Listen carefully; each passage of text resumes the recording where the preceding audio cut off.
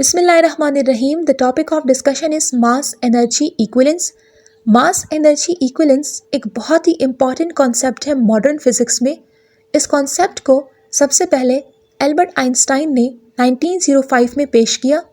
ये कॉन्सेप्ट उनकी बहुत ही इम्पॉर्टेंट थ्योरी ऑफ रिलेटिविटी में पेश किया गया था।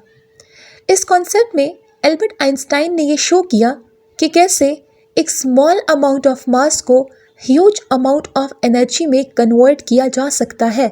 मास एनर्जी इक्विवेलेंस का मतलब है कि मास एनर्जी में कन्वर्ट हो सकता है और एनर्जी मास में कन्वर्ट हो सकती है। इसकी स्टेटमेंट कुछ इस तरह से है कि मास can be converted into energy and energy can be converted into mass. इसको मैथमेटिकली एक्सप्लेन करने के लिए एल्बर्ट आइंस्टाइन ने एक इक्वेशन प्रोवाइड की। वो इक्वेशन कुछ इस तरह से है कि E is equals to mc², where E represent energy, m represent mass और c speed of light को represent करता है। speed of light की वैल्यू 3 × 10⁸ मीटर पर सेकेंड होती है। एग्जाम्पल से इसको समझते हैं। फॉर एग्जाम्पल, ये इक्वेशन आपको बताती है कि किस तरह से एक स्मॉल अमाउंट ऑफ मास जो है वो ह्यूज अमाउंट ऑफ एनर्जी में कन्वर्ट हो जाता है। फॉर एग्जाम्पल, एक ऑब्जेक्ट है और उसका मास 1 kg है और वो कम्प्लीटली कन्वर्ट हो चुका है एनर्जी में।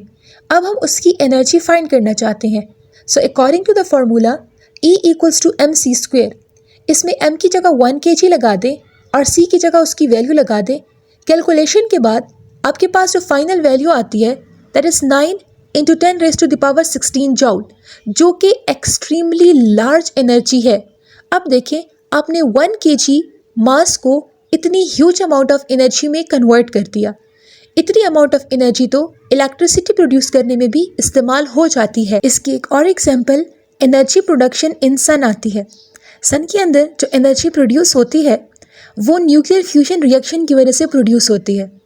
न्यूक्लियर फ्यूजन रिएक्शंस ऐसे रिएक्शंस होते हैं जिसमें 2 स्मॉल एटम्स कंबाइन होके एक लार्ज एटम देते हैं और साथ ही साथ ह्यूज अमाउंट ऑफ एनर्जी का रिलीज भी होता है। तो small amount of mass convert हो जाता है into enormous amount of energy in case of nuclear fusion, और यही न्यूक्लियर फ्यूजन रिएक्शन सन के अंदर हो रहे होते हैं और यही एनर्जी फिर अर्थ सरफेस तक पहुंचती है in the form of sunlight and in the form of heat. So, in summary, mass energy equivalence give you concept that mass can be converted into energy and energy can be converted into mass completely. This was the end of the topic. किसी भी confusion के लिए आप comment section में पूछ सकते हैं। तब तक के लिए अपना बहुत सारा ख्याल रखें। अल्लाह हाफिज़।